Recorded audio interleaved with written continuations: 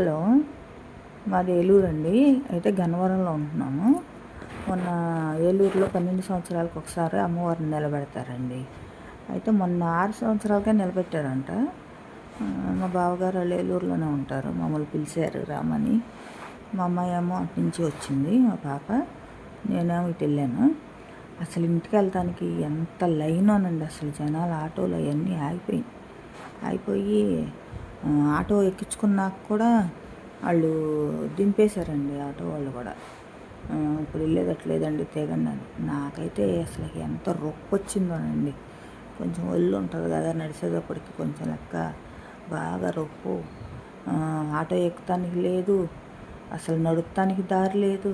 ఆ రోడ్డు బారు ఎక్కడికక్కడ ఆపేశారు. అయితే అమ్మవారిని నిలబెట్టి 12 సంవత్సరాలకు ఒకసారి చేస్తారు. ఈసారి 6 సంవత్సరాలకే నిలబెట్టారంటండి. అయితే అందరూ చుట్టాలను పిలుచుకుంటారు. చుట్టాలందరినీ పిలుచుకొని భోజనాలు పెట్టుకొని బిర్యానీలు చేసుకొని ఆడపిల్లలను ఆడ పిలుచుకొని బట్టలు పెట్టుకొని చేసుకుంటారు, బాగా చేస్తారు. అయితే నేను ఇటు నుంచి వెళ్ళాను, పాప ఏమో అటు నుంచి వచ్చింది. ఇటువరకు 12 ఏళ్ళకి నిలబెట్టేవారు. ఈసారి 6 సంవత్సరాలకే నిలబెట్టారు. పెళ్ళిళ్ళు అవి ఏం చేయరు అమ్మవారిని నిలబెట్టినప్పుడు. పెళ్ళిళ్ళు ఇవన్నీ శుభకార్యాలు అవన్నీ ఏం చేయరు. నిలబెట్టి జాతర అయిపోయినాక కానీ ఏదైనా చేస్తారు. అట్లాగే ఈ 12 సంవత్సరాలకు చేసేది 6 సంవత్సరాలకే చేశారంట. ఇక వాళ్ళు మా బావగారు వాళ్ళు కూడా వాళ్ళ మేనత్త పిల్లల్ని వాళ్ళు పిలిచారు. వాళ్ళ పిన్ని పిల్లల్ని, మేనత్త పిల్లల్ని వాళ్ళందరినీ పిలిచారు. మా అమ్మాయి, మా అల్లుడు వాళ్ళు వచ్చారు. ఇటు నుంచి నేను వెళ్ళాను. అసలు ఎంత జనం, ఇసుకెత్తే రాలేదండి అంత జనం.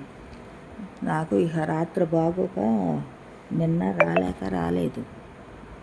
రాకపోతే రాత్రి చిన్నత్తగారు అబ్బాయి వాళ్ళ ఆవిడది కూడా ఆ ఊరే.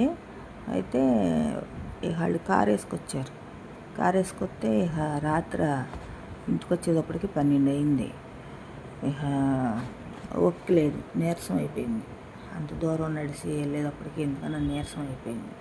ఇక వాళ్ళు రాత్రి 10ంటికి అక్కడ ఎక్కించుకున్న దారిలోనే, అది విజయవాడ, దారిలోనే మధ్యలో ఇంటికాడ దింపేసేసి లోనకి రామన్నా కూడా ఇక రాలేదన్నమాట. పొద్దుపోయింది, 11 అయిపోయింది, వెళ్తామని చెప్పేసి వెళ్ళిపోయారు.